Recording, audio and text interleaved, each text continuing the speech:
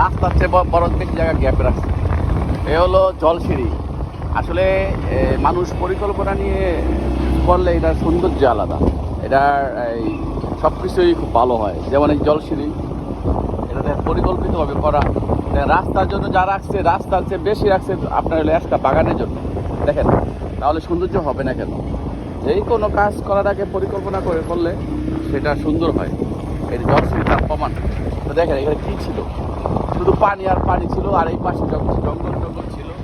আমরা ছোটোকালে এখানে আসতাম, ম্যাক্সিমাম ওই বোট নিয়ে আসতাম। আমাদের ড্যামরা থেকে আমরা যখন আসতাম বোট নিয়ে আসতাম। বিভিন্ন ফলের বা গাছ টাছ ছিল, জঙ্গল ছিল। আমরা অনেক সময় এই সাইডে রেখে খাবার দাবার খেতাম। যখন পিকনিকে আসতাম, তখন খাবার দাবার খেতাম, তখন এখানে আমরা আসতাম।